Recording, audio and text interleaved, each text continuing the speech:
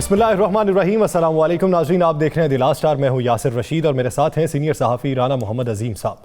नाज़रीन, हम हैं बासी इस्लामी जमहूरिया पाकिस्तान के।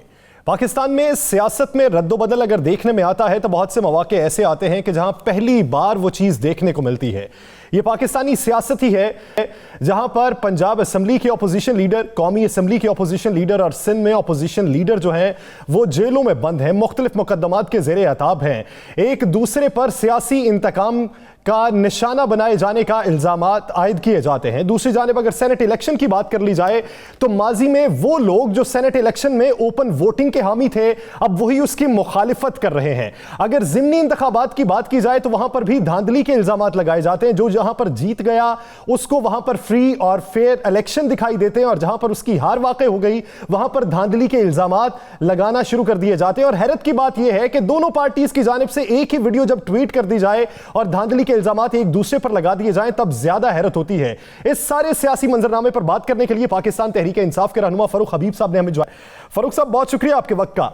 फरूख साहब, इस वक्त पाकिस्तान में सियासत जिस नहज पर पहुंच चुकी है, जिस तरह का सियासी माहौल बन चुका है, मुआशी एनवायरनमेंट जिस तरीके का है, वहां पे आप क्या समझते हैं कि अवाम को लीड किस तरीके से किया जा सकता है, किन पहलुओं पे किया जा सकता है, और रोजमर्रा के धांधली के इल्जामात वो हुकूमत की जानिब से भी ऑपोजिशन की जानिब से भी, इसको खत्म करके एक मेज पे बैठ के मसाइल का हल कब तक मुमकिन?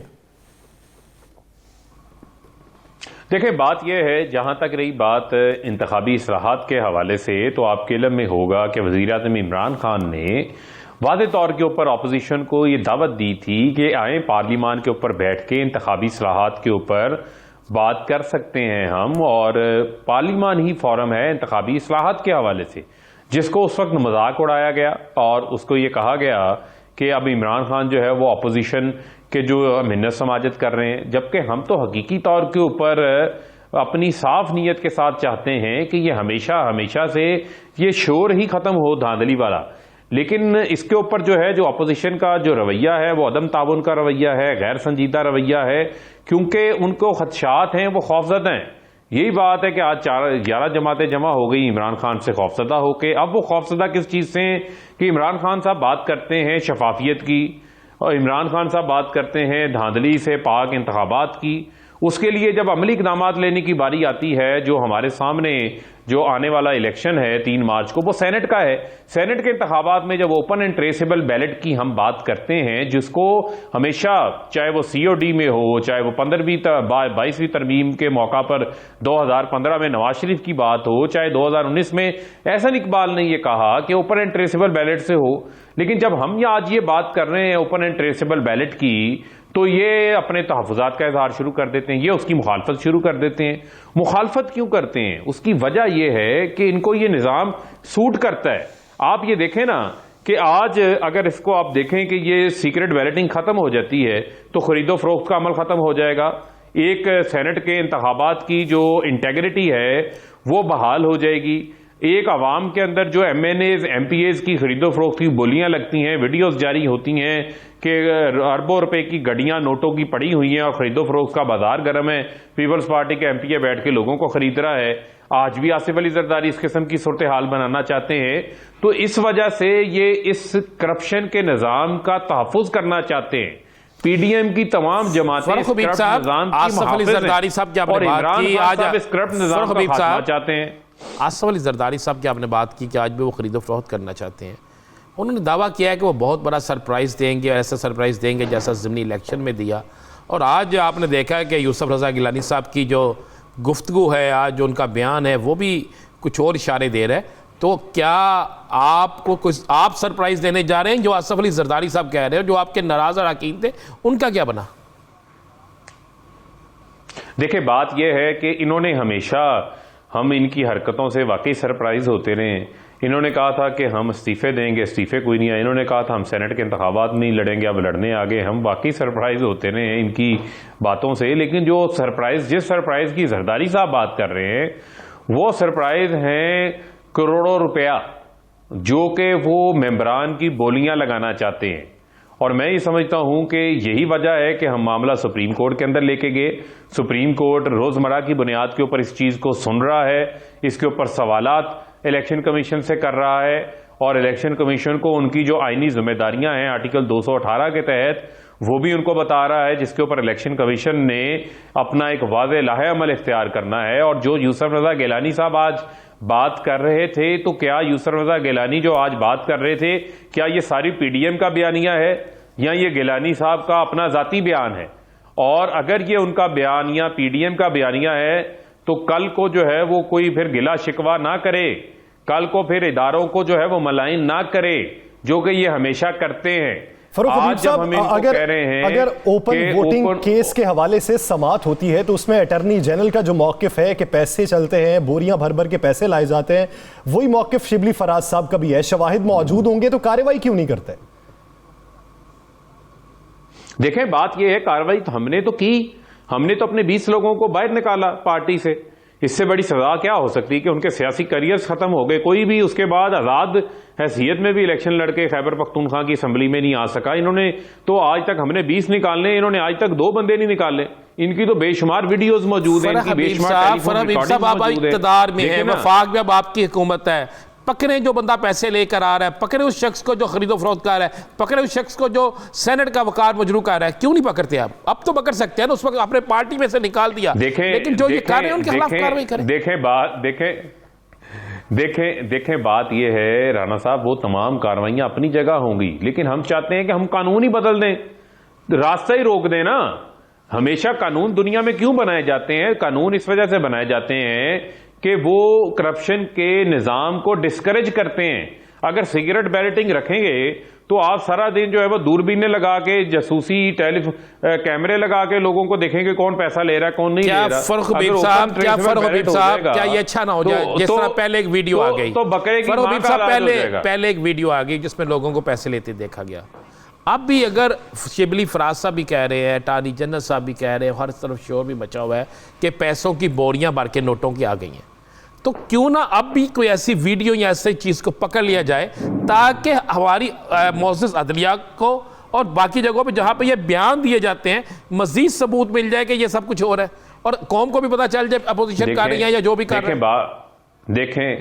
देखें यही बात है कि जो हमारी मुल्क की सबसे आला अदलिया है, उसके मुअज़्ज़ज़ जजेस साहिबान ने भी ये बात कही है कि अगर जो है वो खरीदो फरोख्त दोबारा होती है तो फिर उसकी जिम्मेदारी कौन लेगा? अल्टीमेटली तो इलेक्शन कमीशन की जिम्मेदारी है ना इन चीज़ों को रोकना, क्योंकि इंतखाबात तो इलेक्शन कमीशन करवा रहा है। दूसरी बात यह है कि जो वीडियोज़ या अब जो मामलात होंगे वो अब की बार भी अगर कोई ऐसा मामला होता है, अगर सीक्रेट बैलेटिंग के को अपोजिशन करवाने के अंदर कामयाब हो जाती है तो फिर वो तमाम चीज़ें तो सामने आएंगी। लेकिन फिर बात यह, फिर सवालात तो निज़ाम के ऊपर उठेंगे, सवालात तो कानून के ऊपर उठेंगे। अपोजिशन आज क्यों भाग रही है कि वही अपोजिशन जो है जो चीज़ें पहले कहती रही है आज वो करने को तैयार नहीं है, क्योंकि इस मुल्क के अंदर छांगा मांगा की मंडियां ये लगाते रहे हैं। इस मुल्क में फरूक हबीब साहब ये सारी बातें तस्लीम कर ली, जो मौक़िफ़ है उसे मान लिया, पैसे ये लेते हैं। लेकिन जब आपको ये मालूम है कि बोरियां भर के पैसे आ रहे हैं, वज़ीर आज़म भी ये कहते हैं कि मुझसे किसी ने राब्ता किया, तो कोई ना कोई तो अप्रोच कर रहा होगा ना, बीच का रास्ता किसी ना किसी शख्स ने तो इख्तियार किया होगा, उसका नाम एक्सपोज करने में दिक्कत क्या है? देखें हमें देखें बहुत सारी चीज़ें मालूम हैं कि किस तरीके से जो टीटीओं का, जाली अकाउंटों का पैसा जो है, जो मनी लॉन्ड्रिंगों का पैसा है, जो कि थर के बच्चों की सेहत के ऊपर लगना था, जो लाड़काना की तरक्की के ऊपर लगना था, जो सिंध के लोगों को सस्ती गंदम देने के ऊपर, आटा देने के ऊपर लगना था, वो अब सेनेट की खरीदो फरोख्त के लिए इस्तेमाल होने को तैयार है। हुकूमत तो उसके लिए इक़दाम कर रही है, वो आपके सामने भी आ जाएंगे। लेकिन हम फिर कहेंगे कि ये बुरी तरह एक्सपोज हो गए हैं। हम ये कह रहे हैं कि कानून ही बदल देते हैं शफाफियत के हवाले से, और इसके ऊपर तो तमाम पूरा मीडिया का कंसेंसस है। लेकिन फिर भी मैं हैरान हूं कि किस ढटाई के साथ आके पीडीएम जो है वो उस करप्ट कानून की, चले फरूक हबीब साहब 1% ये मान लेते हैं, फरूक हबीब साहब 1% ये बात मान लेते हैं, 1% हम अदालत के फैसले के आने से पहले कुछ कह नहीं सकते। अगर हम कहते हैं 1% ये होता है कि सीक्रेट बैलेट से इलेक्शन होगा, अगर 1% ये फैसला आ जाता है तो फिर तो बोरियां भी खुलेंगी, पैसा भी चलेगा, तो फिर बचाव का क्या सद्देबाब है? क्या उस वक्त आप पकड़ लेंगे, आपको पता चल जाएगा? देखें बात ये है कि वो तो तमाम सतह के ऊपर हिकमत अमली बनती है वो अपनी जगह के ऊपर होती हैं। वो हमारी कैंपेन का हिस्सा है कि किस अंदाज से हमने इस चीज़ को जो है वो रोकना है। वो हम अपने तौर के ऊपर इकदाम कर रहे हैं, उस हवाले से उसको भी हम अपने तौर के ऊपर जो है वो रोकने की पूरी जो है वो कोशिश करेंगे। डॉक्टर अहमद लियाकत को मना लिया कि नहीं कि ये क्या अखलाकियात हैं।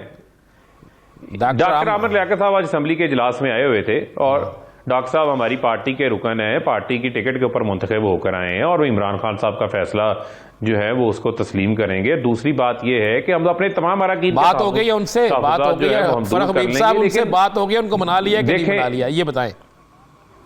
देखें बात मैंने आपको पहले कहा कि वो हमारा हिस्सा है, हमारे साथ हैं और जो भी उनकी बात होगी जायज़ बात है उनकी, उस बात को भी हम पूरा करेंगे और इंशाल्लाह वो भी पार्टी के साथ खड़े होंगे। लेकिन जिस चीज़ पे मैं कह रहा हूं कि आज क्या अखलाकियात सिखा रहे हैं राणा साहब हम लोगों को, अपने आने वाली नस्लों को क्या पैगाम दे रहे हैं कि क्या इस मुल्क के अंदर जो है वो सेनेटर लोग मुंतखब होकर आते हैं जो उनकी किस्मतों के फैसले करते हैं, जो आइन में तरामीमें करते हैं, जो कानून साजियां करते हैं, वो खरीदो फरोख्त करके आगे आते हैं, वो करप्शन के निजाम के जरिए आते हैं। बहस तो आज जो है वो और तरफ होना शुरू हो गई है ना। बहस तो ये होनी चाहिए कि इस निजाम को कैसे रोकना है। इंतखाब का जो नतीजा होता है वो हुकूमत की गवर्नेंस का आईनादार होता है। आप ये देखिए कि पहले इब्तदाई तौर पे नौशहरा की शिकस्त पे ये कहा गया कि आपसी इख्तलाफ की वजह से ये शिकस्त हुई, फिर डस्का के इलेक्शन पे आप पे धांधली के इल्ज़ाम लगे, तो अब अपोजिशन ये राय रखती है कि आपने उस इल्ज़ाम को बैलेंस करने के लिए PK 63 में ये इल्ज़ाम लगा दिया कि वहां पे भी धांधली हुई। सर बात यह है कि वो तो हर कैंडिडेट को इख्तियार है, अगर वो समझता है कि उसके हल्का इंतखाब के अंदर कोई बेज़ाब्तगी हुई है तो वो इलेक्शन कमीशन में अपनी पटिशन दायर कर सकता है। वो अगर नौशहरा वाले समझते हैं तो वो भी दायर करेंगे। लेकिन वज़ीर-ए-आज़म इमरान खान ने तो आज जो उससे बड़ी बात कर दी है, इमरान खान साहब ने तो एक कदम बाहर निकल के जो है वो छक्का मार दिया, गेंद स्टेडियम से बाहर फेंक दी है। जो ये रोना धोना लगे हुए थे उन्होंने कहा कि दोबारा इंतखाबात करवा लेते हैं, वहां पर पता चल जाएगा तमाम हैसियत, हम तो साफ शफाफ इसमें कोई शक नहीं कि आज वाकई वज़ीर-ए-आज़म पाकिस्तान ने छक्का मार दिया है और उन्होंने कह दिया कि आप उस जगह पे रीपोलिंग करवा लें। इसमें कोई दूसरी राय नहीं और ये पाकिस्तान में एक पहली मिसाल है और बहुत बड़ी, हम इस पर अप्रिशिएट करते हैं वज़ीर-ए-आज़म पाकिस्तान को और ये बहुत बड़ी चीज़ है। लेकिन एक ये तो बताया KPK में हुकूमत आपकी, वफाक में हुकूमत आपकी, परवेज़ खटक साहब कहते हैं वहाँ की इंतज़ामिया, परवेज़ खटक साहब कहते हैं इलेक्शन कमीशन वहाँ का सब जो है दूसरी तरफ मिले हुए थे। तो ये क्या है आपके अपने ही सूबे में जहाँ सबसे ज़्यादा अक्सरियत आपकी है वहाँ पर ये सब कुछ और इतने बेबस? नहीं देखें, बात बेबसी की बात नहीं है। देखें ये मैंने आपको पहले शुरू में शो के ये कहा कि ये एक बदकिस्मती है कि इस हवाले से ये तमाम चीज़ें सामने आती हैं और जिस तरह वो कह रहे हैं कि टोटल जो बैलेट्स इशू हुए हैं और जितना टोटल वोट काउंट हुआ है उसके बाद अगर वोट जो बैलेट्स पीछे बैलेट पेपर बचने चाहिए उनकी तादाद ज़्यादा है तो उनके तहफ़्फ़ुज़ात में जान है और अगर उनके पास सबूत मौजूद हैं तो उस इलेक्शन की हैसियत भी सामने आ जाएगी। लेकिन हमने 4 हल्कों का मुतालबा किया था राणा साहब, हमें 126 दिन का धरना देना पड़ा। हमसे वादा किया था कि 30 हल्के खोल देते हैं, उसके बाद हमें धरना देना पड़ा था। आज इमरान खान ने वो तारीख दोहराई है क्रिकेट वाली, आपको याद होगा 1989 में श्रीकांत आउट हुआ तो उसने रोना शुरू कर दिया। इमरान खान ने अंपायर को कहा कि इसको दोबारा बारी दो, अगली गेंद पे ही उसको दोबारा आउट कर दिया था। तो ये हाल जो है वो PDM का और ऑपोजिशन का जो है होने जा रहा है। ये नहीं, इसमें कोई शक नहीं, आपने PDM की तहरीक का नया रंग जो था उसे चेंज कर दिया है, इसमें कोई शक नहीं कि ये एक बड़ा फैसला है और ये होगा। मुझे ये बता दें, चले ये डस्का वगैरह तो आज हम प्रोग्राम में बड़े आप ऐसे इंकशाफात भी सामने लाएंगे कि जिसके बाद कुछ आपकी तरफ से तनकीद भी शायद हम पे हो, लेकिन हम बर्दाश्त करने के लिए तैयार है। जो कुछ चीज़ें सामने लानी है हमने, आप जो है वो हमारे भाई हैं, आपको तनकीद का पूरा हक है। बिल्कुल। आप ये तो मुझे बता दें सेनेट इलेक्शन में बनने क्या जा रहा है? जो हफीज शेख साहब वाली सीट है उस पे देखिए सेनेट के क्या हफीज शेख वाली सीट पे आपको ज्यादा लेंगे वोट या आपके पास पूरे वोट है? थोड़ा मैं आपको सिर्फ अर्ज करता जाऊं, हुकूमत की अक्सरियत है, हमारे इत्तेहादी हमारे साथ खड़े हैं और मैं आपको वो वक्त भी बताता चलूं कि जब हफीज शेख को मिन्नते तरले करके अपना वजीर खजाना बनाया गया था, आज जो तनकीद कर रहे हैं यही गिलानी साहब उनको कहते थे कि हफीज शेख साहब आपकी और मेरी टाई का कलर एक जैसा है। हफीज शेख के दादा जो है वो पाकिस्तान की तहरीक में शामिल थे, उनके वालिद साहब गुलाम नबी शेख साहब सीनियर वाइस प्रेसिडेंट थे पीपल्स पार्टी के, बानी अरकान में थे, बनाने वालों में थे। तो ये तो पाकिस्तान का तुरा इम्तियाज है कि अगर कोई पाकिस्तानी में काबिलियत है तो वो वर्ल्ड बैंक या इंटरनेशनल आलमी इदारों में जाकर जो है वो कामयाबी के झंडे गाड़ता रहा है। अगर वो आज पाकिस्तान में आके काम कर रहा है, पाकिस्तान की खिदमत करने की कोशिश कर रहा है, तो उसको ये नहीं कह सकते कि ये बाहर से आया हुआ है और आप अंदर से आए हुए हैं। बात यह है कि जरदारी साहब ने तो पहले भी गिलानी साहब को इस्तेमाल किया, वो तो शरीफ आदमी है, अब फिर उन्होंने मुश्किल में डाल दिया है। और मैं समझता हूं कि हफीज शेख साहब वाज़े अक्सरियत से जो है वो कामयाब होंगे। और उसी हवाले से मैं समझता हूं कि जिसकी जहां जो नुमाइंदगी है, आप किसी के मैंडेट के ऊपर डाका नहीं मार सकते। फिर आप क्यों कहते हैं कि हमारा इलेक्शन चोरी हो गया? फिर आप फैसलाबाद के बेशतर अरकान ऐसे थे जो नाराज हैं और उनसे एक शख्सियत जाके मुलाकात करती है जो आपकी पुरानी रफीक भी है, उसके बाद वजीर आला और गवर्नर को भी जाने की जरूरत पड़ जाती है। कहीं ऑपोजिशन की जानिब से फैसलाबाद से सरप्राइज तो नहीं मिल जाएगा हुकूमत को? नहीं, देखिए बात यह है कि फैसलाबाद से हमारे 7 अरकान हैं और सातों के सातों वोट जो है वो इमरान खान के वोट हैं और इस हुकूमत के वोट हैं, वो इमरान खान की अमानत हैं। और वहाँ जो इमरान खान का कैंडिडेट होगा उसको बमागे दोहल दिन की रोशनी में डंके की चोट के ऊपर जो है वो वोट कास्ट होंगे। दूसरी बात यह है कि ये अच्छी बात है कि जो भी उम्मीदवार होता है वो अपने वोटर्स को जाके मुलाकात करता है, ये हमारी वफादारियों का हिस्सा है, ये एक कर्टसी कॉल होती है। और हमारे पास हफीज शेख साहब खुद चल के आए, हमने उनको वेलकम किया, वो हमारे मेहमान थे। उसके अलावा अगर तरीन साहब फैसलाबाद आते हैं तो वो भी हमारी उनके साथ पुरानी न्याजमंदियां हैं। अगर वो फैसलाबाद आए तो फैसलाबाद उनका भी शहर है, वो हमारे एक रुकन है, उनकी हमशीरा फौत हो गई थी, उनकी तरफ फातिया पे आए। एक हमारे साथी हैं, उनकी साहबजादी की शादी है, उस पर मुबारकबाद उनको देने आए। तो उसके ऊपर मैं नहीं समझता कि कोई ममानत है या किसी के ऊपर आने के ऊपर कोई पाबंदी है। सही, अपोजिशन की जो ख्वाहिशात हैं हुकूमत के अरकान से वो कभी पूरी नहीं होने वाली और अपोजिशन हुकूमत को सरप्राइज नहीं दे सकती। बहुत शुक्रिया फरूख हबीब साहब इस हवाले से अपना वक्त देने के लिए। नाज़रीन, डसने वाले ज़िमनी इलेक्शन, उस पर जो इल्जामात लगाए गए और जो कुछ हकायक हैं उसी पर बात होगी एक शॉर्ट ब्रेक के बाद। स्टे विद अस।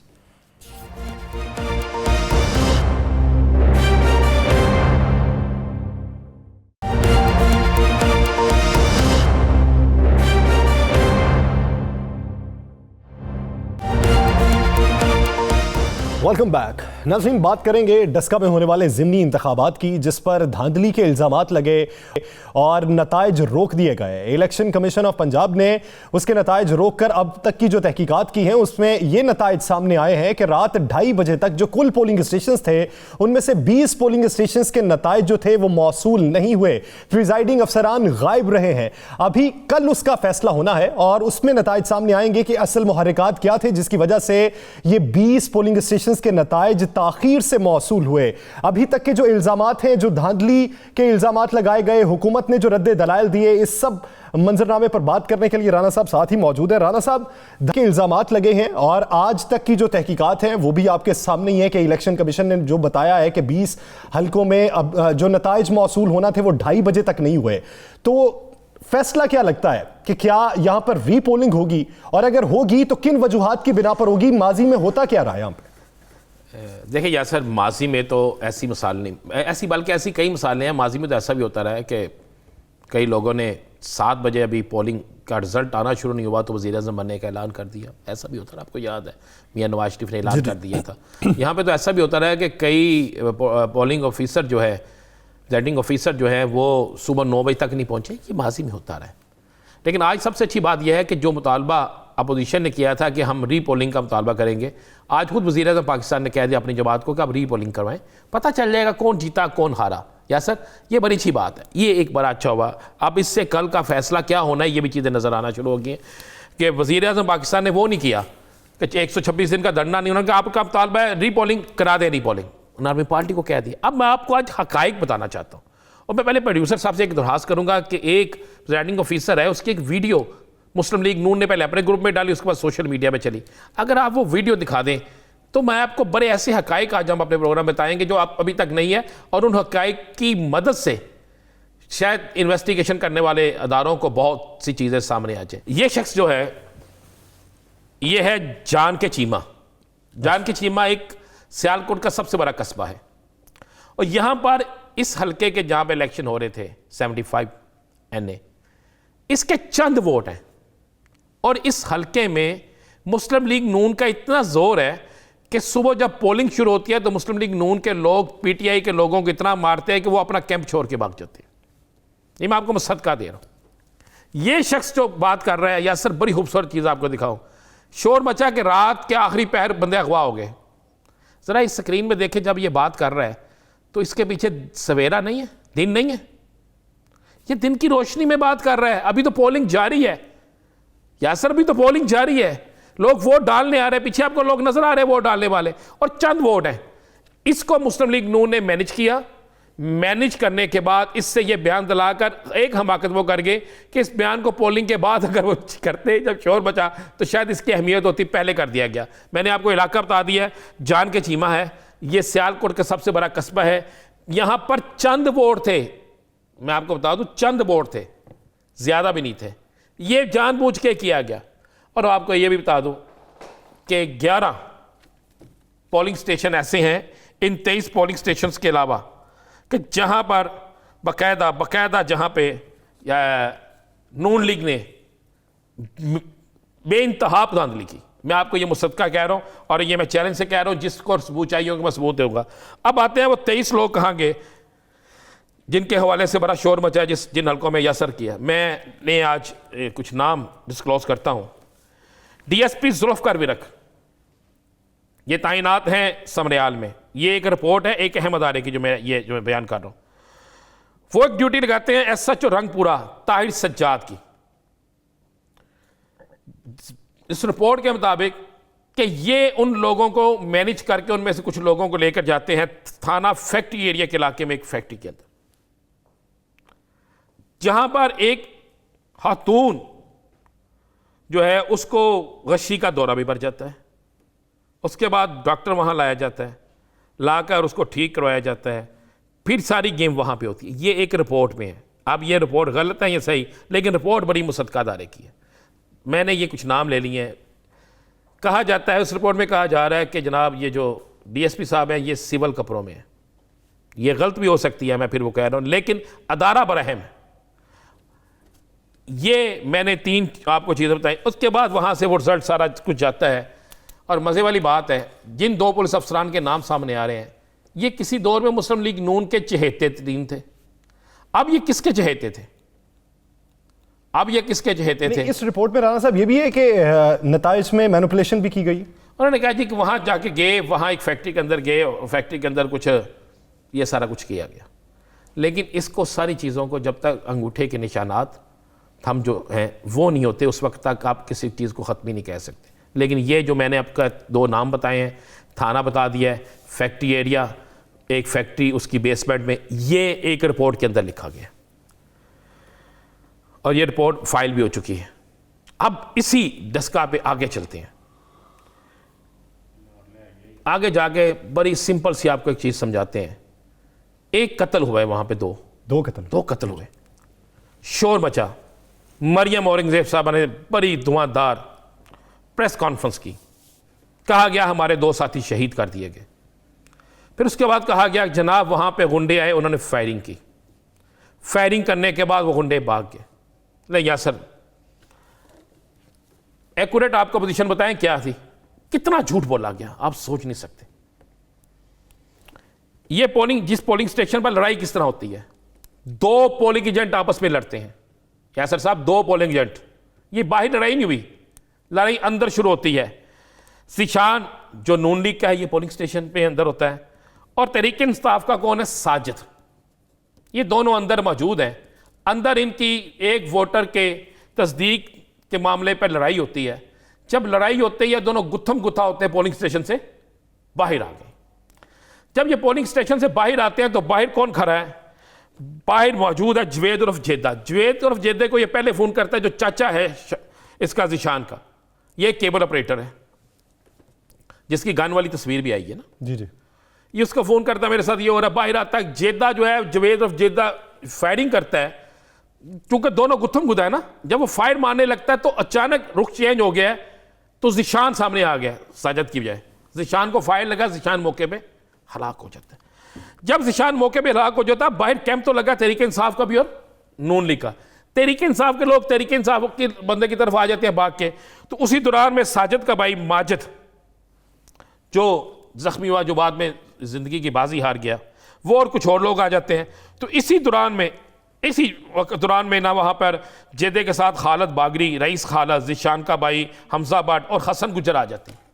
कहते हैं हमारा तो मर गया, ये बाकायदा वीडियो मौजूद है, हमारा तो मर गया, इनको ना छोड़ो। वो फिर फायरिंग करते हैं। फायरिंग से फिर ये माजिद और दीगर जो लोग होते हैं वो जख्मी होते हैं।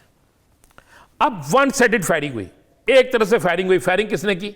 देखिए, हमने दोनों हकायक सामने रखे। अगर तहरीक इंसाफ के लोगों को किसी को अगवा करके या किसी को लेकर या अपनी मर्जी से कोई एक फैक्ट्री में गया है, कोई पुलिस वाले, हमने वो भी बयान कर दिया। अब इस लड़ाई को जिसको नहीं समझ आ रही, मैं वो भी बयान कर रहा हूं। या सर, ये वहां पे वाकया होता है। उसके बाद जब ये होता है, फायरिंग सिर्फ एक तरफ से होती है। अब फायरिंग के बाद चूंकि पहले मुस्लिम लीग नून का एक कारकुन मौके पे शहीद हो गया, उसका भाई गुस्से में आ गया, उसका चचा आ गया, बाकी आगे फायरिंग की, तो दूसरे पोलिंग एजेंट जो तहरीक इंसाफ का साजिद है, उसका माजिद भाई जख्मी हो गया, जो अस्पताल में जाकर दम तोड़ गया, बाकी लोग जख्मी हो गए। अब इस दौरान में ये लोग जो होते हैं ये वहां से भाग जाते हैं। अब एक सवाल है, जिस वक्त ये लड़ाई होती है, जिस वक्त ये सारा मामला होता है, उससे 1.5 घंटा पहले उसी पोलिंग स्टेशन पर 6 मुस्लिम लीग नून के हम रहनुमा आते हैं। उनके साथ ये जवेद रफ जेदा भी शामिल होता है, उनकी मीटिंग्स होती है। फिर उससे एक रोज पहले मीटिंग होती है कि इन पोलिंग स्टेशनों पे ये लोग ड्यूटी देंगे, इस तरह ड्यूटी देंगे। अब मेरा मरियम औरंगजेब साहबा से एक सवाल है, मेरा बाकी लोगों से एक सवाल है कि इनके पास जो असला था, इनके यहां जो मीटिंग हुई, इन पर जो पहले वक्त बात थे, तो उस वक्त क्या मुस्लिम लीग नून का क्या क्यादत का काम नहीं था इनको रोकना? वो कहां पे थे उस वक्त? ये सारा यासर मामला होता है। अब हम एक और वीडियो की तरफ जाते हैं। मैं प्रोड्यूसर साहब से एक रिक्वेस्ट करूंगा कि उतनी देर गुजरा वो वीडियो दिखा दें जो मोटरसाइकिल सवार फायरिंग करते हुए फरार हो रहे हैं, ताकि आज उसका मसला भी हल कर दें, ताकि कानून नाफज करने वाले इदारे जो हैं जरा उनको भी मदद मिल जाए। या सर, ये मामला होने के बाद, इस वाकये के होने के बाद ऑलरेडी सारा कुछ चलता रहता है। अब दावे शाम तक यही चलते हैं कि वो नून लीग के मर गए, तहरीक इंसाफ वाले कहते हैं हमारे लोग जाँ बहक हो गए, नून लीग वाले कहते हैं हमारे हो गए। कोई असल हकायक की तरफ नहीं आता। तो पुलिस अब तक किस नतीजे में पहुंची? देखिए, पुलिस ने एक बंदा गिरफ्तार कर लिया, बाकी गिरफ्तार कर रही हैं। मैं जो बयान कर रहा हूँ ये अगले आने वाले 1 से 2 दिनों में वाज़ी हो जाएगा। ये क्लियर हो चुका है दोनों मीटिंगें कहाँ पे हुई, ये भी मैं आपको बड़ी अहम रिपोर्ट दे रहा हूँ कि मीटिंगें कहाँ पे हुई, कहाँ पे डिसाइड हुआ और असला किन किन की गाड़ियों में वहाँ मौजूद था। जब अहम तरीन रहनुमा उस पोलिंग स्टेशन पर आए तो ये सारे लोग साथ क्यों मौजूद थे और सब विद वेपन थे। तब नतीजा क्या एक्सपेक्टेड है? नतीजा बड़े सख्त कार्रवाई होगी। जाने गई हैं, 2 जाने गई हैं। एक औरत जो ये फुटेज नहीं, वो फुटेज दिखाएं जो मोटरसाइकिलों पे विजिट कर रहे हैं लोग, मोटरसाइकिलों पे फायरिंग करते हुए जा रहे हैं। नाज़रीन, ये तो वो खौल हैं जो उस वक्त वहाँ से मिले जहाँ पे फायरिंग हुई। इसके अलावा बहुत सी वीडियोस जो हैं वो मंजर आम पे आई कि पुलिस एहलकार भी वहाँ पर मौजूद थे। उन्हीं के करीब में से मोटरसाइकिल सवार भी दंदनाते हुए निकले हैं वहाँ से और हवाई फायरिंग करते रहे हैं। और ये जो वीडियो है ये मकामी वीडियो है जहाँ पर कुछ लोग वहाँ पर असलहा लेकर घूमते रहे हैं। तो वो भी वीडियो आपको थोड़ी देर में स्क्रीन पर दिखाते हैं। चले, मैं उसमें भी आपको बता देता हूँ जी। अब उस वीडियो में जो लोग, अब एक बना हुआ है कि यार पता नहीं लग रहा वो कौन लोग हैं।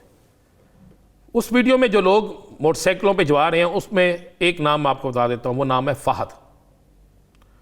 फाहद एक साहब MPA का भतीजा है। ताल्लुक किससे? नून लीग से? नहीं, उसका ताल्लुक जो है अभी तक ना नून लीग से है, एक साहब का सियासी जमात थी सही उससे है, एक साहब का MPA का वो भतीजा है। और वो सारा दिन सड़कों पे हेलमेट पहन के, मास्क भी लगाए हुए थे कुछ लोगों ने, वो सड़कों पे मोटरसाइकिलों पे निकलते थे, फायरिंग करते थे और चले जाते थे। अब सवाल एक पैदा होता है कि की वजह क्या थी? उसकी बिल्कुल क्लियर सी वजह थी कि उनको किसी ना किसी की तो पुष्टपनाही हासिल थी। पुलिस ने उनको क्यों नहीं पकड़ा? सवाल या निशान ये है कि पुलिस को अगर पता था कि 1 नहीं, 2 नहीं, 3 नहीं, 4 जगह पे फायरिंग हुई है, तो वो फायरिंग करने वाले को छलावे तो नहीं थे, फायरिंग करने वाले पकड़े जा सकते थे ना। पुलिस ने उनको क्यों नहीं पकड़ा? इस पर भी होना चाहिए। नाम मैंने दे दिया है, उस नाम को पे पुलिस इन्वेस्टिगेशन करे तो पुलिस बासानी पहुंच जाएगी कि वो कौन है, कहां पे है और किस तरीके से ये सारा कुछ किया गया। पुलिस की कार्रवाई पे भी सवाल उठते हैं। अब तक इलेक्शन कमीशन ने जो कार्रवाई की है उसके नताइज क्या है वो कल तक मंजर आम पे आएंगे। ये जो इलेक्शन, मैं आपको ये इजाजत बता दूं, ये इलेक्शन दोबारा होंगे, पूरे 20 हल्कों में नहीं होंगे, पूरा इलेक्शन दोबारा, पूरा इलेक्शन नहीं होगा। उस सिर्फ उन हलकों में होंगे, यानी 20 या 23 जो भी हैं। और अगर ये थोड़ी सी इन्वेस्टिगेशन करते हैं तो शायद उन हलकों में भी हो जाए, उन पोलिंग स्टेशनों पे भी दोबारा हो जाए जहां पर मैं कह रहा हूं कि कुछ लोगों को मैनेज मुस्लिम लीग नून की तरफ से भी किया गया था। तो फिर यह चले देखते हैं कि इस वक्त फैसला क्या होता है उनकी जानिब से, इलेक्शन कमीशन की जानिब से। और आपको पता है कोई चीज़, यासर अगर माजरत से मैं, फरदौस की विधानसभा कल गई थी, सोशल मीडिया पे बड़ी वो वीडियो वायरल हुई है। तो जिस बीबी के जिसके मतलब दावा किया गया था नून लीग ने कि वो हमारा है, पता उसने, उस औरत ने जो अल्फाज इस्तेमाल किए, उसने कहा मैं फलां के मुंह पे जूते मारूंगी अगर मेरी तरफ आई। तो अब मुझे समझ नहीं आती कि सियासतदान जो है वो क्यों झूठे दावे करते हैं। गुफ्तगू सुनवा रहे, मैं नहीं समझता कि गुफ्तगू सुनाई नहीं जा सकती। शायद वो बड़े सख्त बातें की हैं, हम सुना नहीं सकते। ये वो उसकी मवालदा है जो बच्चा शहीद हुआ है। आप सियासत कीजिए, सियासत में बेशुमार मौके भी होते हैं, आप इल्जामात भी लगाइए, मैनिपुलेशन भी कीजिए, लेकिन खुदा रहा किसी की अगर जान गई है तो उस पर सियासत ना कीजिए। अपने झंडे मत गाड़िए, अपनी सियासत को मत चमकाइए। लाशों की सियासत करने से कुछ हासिल नहीं होता, अवाम में नफरत ही फैलती है। तो ये हमारे अक्लो शऊर से भरपूर सियासतदानों को सोचना चाहिए कि किस नहज पर सियासत को ले आए हैं, अवाम को क्या दर्स दिया जा रहा है और बैनुल अक़वामी सतह पर हम अपने इंतखाबात को लेकर क्या पैगाम देते हैं कि किस हद तक शफाफ है और किस हद तक अवाम की भलाई के लिए काम कर रहे हैं। नाज़रीन, सेनेट इंतखाबात पे भी बात करेंगे। एक शबाद स्टे विद अस।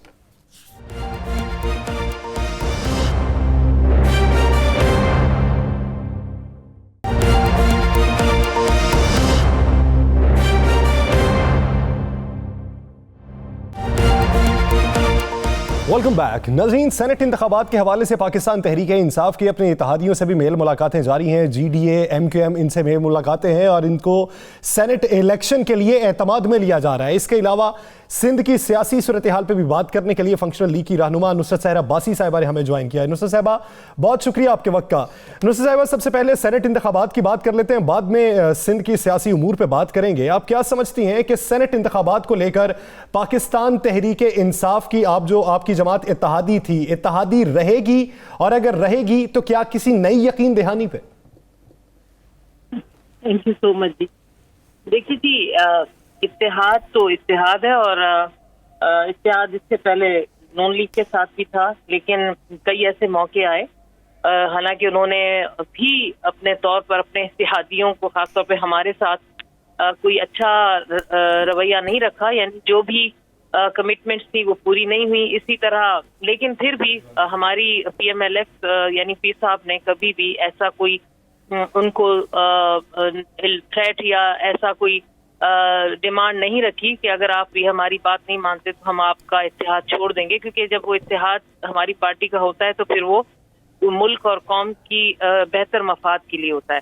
इसी तरीके से PTI के साथ भी हमारा इत्तेहाद इसी बात पर है कि हालांकि कई बार मैं खुद विटनेस हूँ, मैं खुद उन मीटिंग्स में मौजूद रही हूँ जिसमें गवर्नर हाउस में यकीन दहानियां कराई गई और बहुत सारे इश्यूज जो सिंध के हवाले से हमने उनके सामने रखे, कोई जाती नहीं थे सिंध के लोगों के, तो उन पे रखा गया वो ड्राफ्ट की सूरत में, लेकिन अभी तक उस पर इम्प्लीमेंट नहीं हुआ। लेकिन उसके बावजूद हम अपने इत्तेहाद को कायम रखे हुए हैं और लाजमी है ये सिलसिला आगे चलना भी है। तो सेनेट के हवाले से भी यही है, और सेनेट में आपको पता है कि तीनों अपोजिशन पार्टियां MQM, PTI और GDA मिलकर सेनेट इलेक्शन लड़ रही हैं।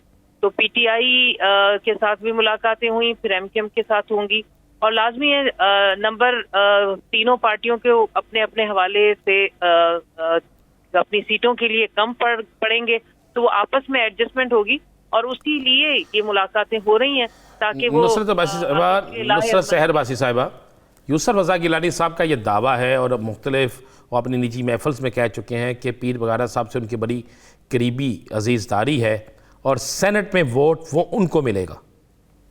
साहब, ऐसी बहुत रिश्तेदारियां एक एक घर में दो भाइयों की है, एक दूसरी पार्टी में है तो एक दूसरी पार्टी में है, तो इनका रिश्ता खालाजाद है आपस में और ये सबको पता है। तो ये रिश्तेदारी अपनी जगह, लेकिन चूंकि पीर साहब पाकिस्तान मुस्लिम लीग फंक्शनल के सरबराह हैं पाकिस्तान के, तो लाजमी है वो अपनी पार्टी के हवाले से एक बेहतर फैसला करेंगे। यूसुफ रज़ा गिलानी साहब ने जिस भी पैराए में बात की होगी वो जानते हैं, लेकिन इस वक्त हमारे जो सेनेट के कैंडिडेट हैं वो पीर साहब के भाई हैं छोटे, पीर सदरुद्दीन शाह राशिदी, और मैं नहीं समझती हूँ कि अपने भाई को सेनेट में बल्कि पहले दिन से पीर साहब सपोर्ट कर रहे हैं, सारे GDA के लोगों को बुलाना, उनके साथ मीटिंग्स करना और दूसरे इत्तेहादियों के साथ। मैं हफीज शेख साहब के हवाले से बात कर रहा हूँ। यूसुफ रजा गिलानी साहब और उनकी पार्टी आसिफ जरदारी साहब इस तरह के दावे करते हैं और नो डाउट के कई जगहों पर वो कामयाब भी हुए हैं। इसमें कोई तो बलूचिस्तान में सेनेट के चेयरमैन की जो मिसाल है वो तो बहुत बड़ी मिसाल है। तो अब पता नहीं वो कौन सा गेम खेलते हैं, मुझे नहीं पता, लेकिन इस वक्त तक कमिटेड हैं पीर साहब और हम सब मिस्टर साहिबा, आप क्या समझती हैं PTI के साथ सीट एडजस्टमेंट के हवाले से इत्तेहादी जमातों का जो डेडलॉक था वो खत्म हो चुका है? बिल्कुल जी, चूंकि डेडलॉक अगर रहेगा तो फिर ये तीनों जो इत्तेहादी हैं उनके अपने बेहतर मफाद में नहीं होगा, इसलिए वो सिलसिला चल रहा है। आपस में मुलाकातें हैं, बल्कि अब तो और तेजी से मुलाकातें होगी और मिलना मिलाना होगा ताकि बार बार इस चीज की यकीन भी हो। और लाजमी हम 14 हैं और हमें PTI से वोट चाहिए, PTI को हमसे चाहिए, तो ये सिलसिला और MQM को भी हम दोनों पार्टियों से तो मिलकर ही हमने ये सीटें पर एडजस्टमेंट करनी है और इस पर आपस में मुशावरतें करनी है। तो सिलसिला क्या आप नहीं समझती कि सेनेट इलेक्शन से पहले पहले आपको ये सारे मुतालबात मनवाने पड़ेंगे अपने, और अगर सेनेट इलेक्शन हो जाते हैं तो उसके बाद तो कभी भी कोई चीज़ नहीं मानी जाती? हाँ साहब, आपने बहुत अच्छी बात की। मुतालबात मनवाने वाली अगर हमारी जमात होती ना तो इस वक्त तक तकरीबन अब ये तीसरा साल कंप्लीट होने वाला है, तो बहुत मौके आए कि बेजारी हुई, झंझलाहट हुई, हमारे वर्कर्स बहुत गुस्से में भी हुए कि इत्तेहादी हैं तो हमें मिला क्या है। लेकिन उसके बावजूद हमने कभी भी यकीन, आपने खुद, आप तो माशाल्लाह बहुत अच्छा आपका तजबिया है और बड़ी अपनी आपकी अच्छी अबूर है, आपका सियासी उस पर नजर है, आपने नहीं देखा होगा कि कभी हमारी तरफ से MQM है, बिल्कुल MQM हमेशा MQM की जानिब से होता है ना, तो उनका एक नुक्ता नजर ये भी है कि अवाम के हुकूक के लिए हमारे जो मुतालिबात हैं वो तो हमने रखने ही है। अगर आप अपने मुतालिबात नहीं मनवा सकते या मुतालिबात नहीं मनवाना चाहते तो फिर अवाम के हुकूक के लिए कहां पे जंग लड़ेंगे? फिर ये इत्तेहाद किस वजह से? नहीं, देखिए, मुतालबात मनवाने के लिए ये तरीकाकार हमारा नहीं है कि हम बिल्कुल थ्रेट पर आ जाएं कि अल्टीमेटम पर अगर करना है तो ठीक है, नहीं तो हम नहीं। ये हमारी, मेरे ख्याल में आपने नहीं देखा होगा कि ये सियासत रही कि उससे क्या होगा, होना क्या है। मतलब हमें अपने मुल्क और कौम के लिए सोचना है। हमें अगर ये जमहूरियत का सिलसिला चल रहा है, एक सिस्टम चल रहा है, तो इस एक चीज पर आकर नहीं इसको रुकना चाहिए। तो वो एक आपस में वादे, फिर उम्मीदें, दिलासे वो चलते हैं और काफी हद तक ये कहा गया है कि ये चीजें पूरी होंगी। तो लाजमी ये PTI को भी सोचना पड़ेगा, अगर वो इस तरह नहीं करेंगे ये चीज उनको अब तो समझना पड़ेगा कि सिंध पर तवज्जो दे, कराची से कश्मीर तक सिर्फ कराची सिंध नहीं है, आगे भी लोग बसते हैं और अगर उनके मसाइल उनको समझने की जरूरत महसूस नहीं की गई तो फिर लाजमी आगे जाके इनको अपना ही नुकसान होगा। तो हम ये बार बार उनको कहते हैं और कहते रहेंगे, समझाते रहेंगे। दूसरा शहर बासी साहबा आसिफ अली जरदारी साहब के हवाले से मशहूर है कि वो वोटों की खरीदो फरोख्त जो सुना जाता है, जो कहा जाता है, आजकल क्या आपको नज़र आ रहा है? वो बड़े मुतहर्रक हैं, बड़े इस्लामाबाद के चक्कर भी लग रहे हैं, सारा कुछ हो रहा है। क्या वो वोटों की खरीदो फरोख्त कर रहे हैं और क्या दोबारा वो पुरानी तारीख दोहराई जाएगी? राना साहब, आपका ये कहना कि सुना है तो मुझे यकीन माने, अगर मैं अगर ऑडियो पे वीडियो पे होती तो आप मेरा हंसना देख रहे होते। तो आप यू नो वेरी वेल, आप अच्छी तरह जानते हैं कि यहाँ क्या होता रहा। और हम कह नहीं ना सकते, हम कह नहीं सकते, इसलिए कह नहीं सकते, लेकिन लोग समझ जाते हैं। ये जबरदस्ती अच्छी बात है कि लोग समझ हमारी ना कही बातें भी समझ जाते हैं। तो ये चीज है। और इतनी बड़ी बात, ये जब हैरान हुए थे हम, जब कयूम सुमरो साहब बलूचिस्तान में बहुत मुतहरिक थे, आपको याद होगा जब सेनेट का चेयरमैन मुंतखब हो गया, तो वो वहाँ इतने मुतहरिक थे और वो जिस तरह मुतहरिक थे जैसे कहा जाता है, मुझे नहीं पता, जहांगीर तरीन साहब के लिए कहा जाता है। तो ये चीज देखें, हमारे मुल्क में ये इस तरह की सियासत नहीं होनी चाहिए। खुदारा, मैं तो इस चीज से इस कदर दिल बर्दाश्त हूं कि मिस्टर साहब, एक आखिरी सवाल, ये अपोजिशन लीडर सिंध असेंबली जो इस वक्त ज़ेरे हिरासत हैं, उनका ये कहना है कि करप्शन एक्सपोज करने पर उन्हें पॉलिटिकल विक्टिमाइजेशन बनाया गया। आप भी इनके मौक़िफ़ की तायीद करती हैं? देखिए यहाँ सिंध में ऐसा है, अगर कोई पीपल्स पार्टी के खिलाफ आवाज बुलंद करता है, अगर मेरी मिसाल है तो असेंबली में मैंने अगर कहा तो मेरे पर भी कई तरह के अटैक्स हुए और बहुत बुरे अब्यूजिंग लैंग्वेजेस और इस किस्म के, तो ये है। और हलीम आदिल साहब के हवाले से भी कि वो उस वक्त PS 88 में गए और वहां जाकर उन्होंने अपने पार्टी वोटर्स को सपोर्ट करने की कोशिश किया, जो भी, और जिस वक्त तक जो भी चल रहा है, सांप आ गया, तशद्दुद हुआ, उनको मारने की कोशिश की गई, तो ये चीजें यहाँ होती रही हैं। यानी आपकी नजर में पॉलिटिकल विक्टिमाइजेशन पाकिस्तान पीपल्स पार्टी की रवायत है, अगर कोई उसके खिलाफ बोले तो वो उसे पॉलिटिकल विक्टिमाइजेशन का शिकार बनाती है। बहुत शुक्रिया नुसरत सहर अब्बासी साहब इस सवाल देने के लिए। नाज़रीन, सेनेट इंतखाबात पे ही बात करेंगे, ऊंट किस करवट बैठेगा, इत्तेहादी जमातों से कौन राबते कर रहा है, किसको क्या उम्मीद है, आसिफ अली जरदारी साहब यूसुफ रजा गिलानी साहब की जीत के लिए पुरुम्मीद क्यों है, उसके पीछे वजूहात क्या है, राना साहब से जानेंगे। राना साहब, गिलानी साहब की जीत जो है वो किस हद तक मुमकिन है या कयास आ रही है? गिलानी साहब के साथ बहुत बड़ा हाथ होने जा रहा है सर। आज जो एक तो जो उन्होंने बयान दिया, उसके बाद मुस्लिम लीग नून के अंदर उनके खिलाफ एक लॉबिंग शुरू होगी। नून के अंदर किसके अंदर? जो मरियम नवाज के खामख्याल लोग थे। अभी मेरी एक बड़े जुम्मेदार बंदे से प्रोग्राम से पहले बात हुई तो मैंने कहा जी इसका मतलब आपका बयानिया तब्दील हो गया ना। जो हम सब कहते थे कि यार अदारों को तनकीद का निशाना ना बनाएं, जानबूझ के अदारों को किसी चीज़ में ना करें, तो उन्होंने कहा नहीं, ये बयानिया यूसुफ रजा गिलानी और आसिफ अली जरदारी का है और हमें समझ आ गई कि आसिफ अली जरदारी हमसे क्या करवाने जा रहा है। तो अब तो हम बताएंगे इलेक्शन के दिन कि ये बयानिया जीतता है या हमारा बयानिया जीतता है। ये अल्फाज हैं यासर, और मुझे तो ये लग रहा है कि यूसुफ रजा गिलानी साहब जो हैं उनके साथ कुछ ऐसा होना जा रहा है कि इस इलेक्शन के बाद वो ना बेचारे घर के रहेंगे ना बाहर के रहेंगे। यानी अगर उन्होंने किसी और सियासी जमात की तरफ जाने की, जिस तरह नदीम उस दिन कुरैशी ने बात की थी, अगर वही बात है तो ये किसी से बदला लेने का बड़ा अच्छा टाइम है। अब मैं आपको बता दूं, ये तो मैंने बता दी कि आज के बयान के बाद नून लीग के अंदर जो नवाज शरीफ के हमायती लोग हैं ना, उनका ये क्या रद्द-ए-अमल। अब मैं आपको बता दूं कि आज से वज़ीर-ए-आज़म पाकिस्तान ने खुद उन तमाम लोगों से राब्ते शुरू कर दिए हैं जिनके हवाले से 1% भी खदशा था कि ये वोट नाराज़ है या ये किसी और तरफ जा सकता है, और बड़े अहम राब्ते वज़ीर-ए-आज़म ने खुद किए या वज़ीर-ए-आज़म साहब खुद कर रहे हैं, खुद शुरू हो गए हैं राब्ते। बहुत से राब्ते जो हैं मंजर-ए-आम पे आ जाते हैं, बहुत से नहीं आते। और मैं आपको ये भी बता दूं कि अगले 4 से 5 दिनों में ये अपने सारे पत्ते शो कर देंगे। यानी अपने मेंबर्स की जो तादाद है, ओपन तादाद पहली दफ़ा होगा कि ये सामने ले आएंगे। मैं आपको दिन बता रहा हूँ, ये 3 मार्च से 2 दिन पहले ही ये सामने ले आएंगे। और राब्ते इस तेज़ी से हो रहे हैं कि 3-3 ग्रुप लगे हुए हैं। वज़ीर-ए-आज़म साहब उन 3 ग्रुपों के अलावा चौथी शख्सियत है। KPK में माजी की प्रैक्टिस से नहीं दोहराई जाएगी। KPK में 2 से 3 वोट जो हैं उनका खदशा है, जिस तरह वो पीपल्स पार्टी में एक चले गए, उनकी लॉबिंग के कुछ वोट है, लेकिन KPK में इनके पास इतने ज़्यादा वोट हैं कि 2, 3 या 4 वोट भी इधर उधर हो जाएं तो फ़र्क नहीं पड़ता। खटक बरादरान के हवाले से क्या? खटक बरादरान के हवाले से भी आपको कल तक एक नई खबर मिल जाएगी। ये मैं आपको बिल्कुल सदका कह रहा हूँ, कल शाम तक आपको खटक बरादरान के हवाले से एक नई खबर मिल जाएगी और नई खबर बेहतर होगी।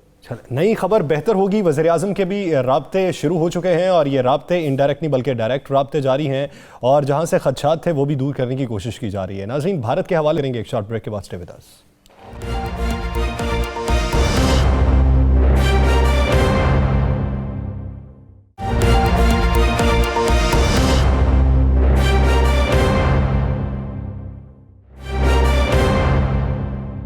Welcome back. नाज़रीन, मोदी सरकार को दुनिया भर में रुसवाई का सामना है। वज़ाते खुद मोदी साहब को भी रुसवाई का सामना है, चाहे वो मुआशी सतह पे हो, चाहे वो जंगी सतह पे हो, चाहे वो आलमी महाज पे हो या फिर अखलाकी महाज पे।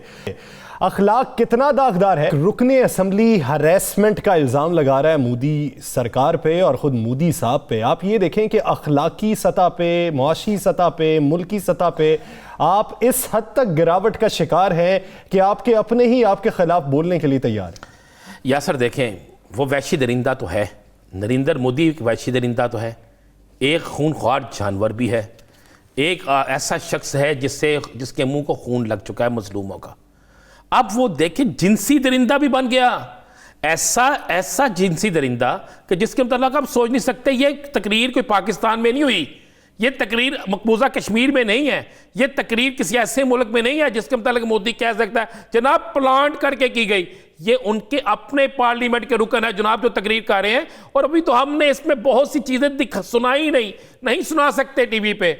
ये बिल्कुल दुरुस्त बात है, नरेंद्र मोदी को जो लड़की पसंद आ जाए सड़क पे चलती हुई, उसके पीछे उसके इंटेलिजेंस लग जाती है, उसके पीछे राह के लोग लग जाते हैं, उसके पीछे लगा दिया जाता है आरएसएस के लोगों को, वो लोग ले जाते हैं उसको जबरदस्ती नरेंद्र मोदी के पास ले जाया जाता है, फिर नरेंद्र मोदी उससे क्या घिनौना खेल खेलते हैं। मैं आपको इससे भी आगे की बात बता देता हूं। 6 फिल्म इंडस्ट्री की खवातीन ऐसी हैं, बड़ी मारूफ एक्टर्स इंडियन फिल्म इंडस्ट्री की, बड़ी मारूफ, जो नरेंद्र मोदी जिनको दरिंदगी का निशाना अपना तो है, यानी हरासानी का इल्जाम है उन पे जी, जिनसी हरासानी कर चुका है उनके साथ। आप देखें ना, वो वहां पे शर्त यह है कि फिल्म वही पास होगी, उसी फिल्म को मिलेगा जिसका लाइसेंस जो है ना, जिसका एनओसी नरेंद्र मोदी के 3 बंदे देंगे। वो किस तरह देते हैं जनाब? वो इसी तरह देते हैं। हम उस नहज तक पहुंचकर बात नहीं कर सकते, अखलाकियात के दायरे में भी हमें रहना पड़ता है, लेकिन आप ये देखिए कि किस तरह का प्रोपेगेंडा किया जाता है। आप इंसानी मुआशरे में रहते हुए दरिंदों जैसे उसूल वो जो फिल्मी अदाकारे हैं जिनकी उनकी फिल्में हिट होती हैं, बड़ी मारूफ फिल्मी अदाकारे हैं, हीरोइनें आती हैं, मारूफ तरीन हैं, हिट है पूरी दुनिया में, और अब इसी वजह से वो कोशिश करते हैं कि जनाब कोशिश हो रही है फिल्में आपको पता कम बननी शुरू हो गई हैं भारत के अंदर, इसलिए वो कहते हैं इसकी हुकूमत खत्म हो तो फिर हम जाने। और जो ना माने तरीकेकार क्या है, मैं आपको सिर्फ सिंपल बता दूं, उस फिल्म पे कोई पाबंदी लगाने के लिए आरएसएस के लोग हमला करते हैं, कहते हैं ये फिल्म जिस सैन में लगेगी उसको बर्बाद कर दिया जाए। जो आज साहिब मसनद हैं कल नहीं होंगे, किराएदार है, जाती मकान थोड़ी है। तो आपको अक्लो शऊर के अंदर रहते हुए अगर इंसानियत का लिबादा पहना हुआ है तो इंसानों जैसा तर्ज अमल भी होना चाहिए। नाज़रीन, द लास्ट स्टार से मुझे और आपको दीजिए इजाजत। अल्लाह के बाद।